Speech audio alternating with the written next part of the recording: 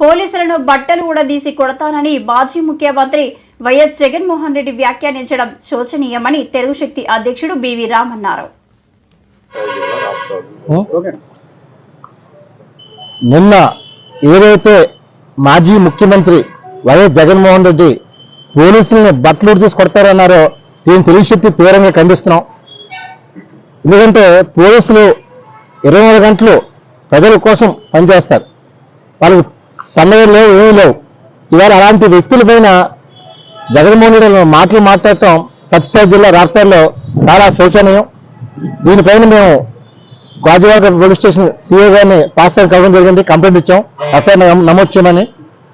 మరి ఇలాంటి మాటలు మాట్లాడితే ముందు ప్రజలకి పోలీసులు ఒక తిరగడం తయారవుతుంది. అంటే గతంలో జగన్మోహన్ రెడ్డి గారు ఏ జిల్లాకి వెళ్ళినా చెట్లు నరికి పరదాలు కట్టి ఆ స్థాయిలో పోలీసుల చేత పనిచేయించారు. మరి ఈరోజు పోలీసులు ఇవాళ అలాంటి మాటలు మాట్లాడటం నిజంగా యావత్తు తెలుగు జాతి ఆశ్చర్యం విస్మయం గురైంది. అంటే ఎలాగైపోయిందంటే మానసిక పరిస్థితి, జగన్ మానసిక పరిస్థితి, పదవి లేదు నేనే సీఎం అన్న ఒక భ్రమలో బతుకుతున్నాడు. మరి ఇలాంటి వ్యక్తిని తక్షణం ఈ ప్రభుత్వం అరెస్ట్ చేయడం డిమాండ్ చేస్తున్నాం. ఒక భయం రావాలంటే తక్షణం ప్రభుత్వం ముఖ్యమంత్రి గారు చంద్రబాబు గారు వెంటనే ఆదేశం జారీ కొడుతున్నాం.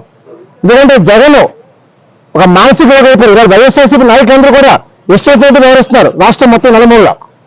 సో డెఫినెట్ గా జగన్మోహన్ రెడ్డి భవిష్యత్తుగా పోలీసులు క్షమాపణ డిమాండ్ చేస్తున్నాం. అలాగే రాష్ట్ర ప్రభుత్వం కూడా వెంటనే దీనిపై స్పందించి కేసు నమోదు చేయడానికి కోరుతున్నాం. ఇది ఆంధ్రప్రదేశ్లో తొలిగా గాజువాకలోనే ఎఫ్ఐఆర్ నమోదు కాబోతుంది. అదే ఇలాంటి వ్యక్తుల్ని మనం ఏం చేయని అర్థం కావట్లేదు.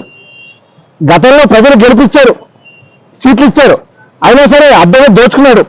ఇవాళ ప్రజలు చీకొట్టారు, పాలన నచ్చక చంద్రబాబు ఓటు గెలిపించారు. మరి గతంలో ఏ తప్పు చేయకుండానే చంద్రబాబు అయితే తప్పుడు జయించారు.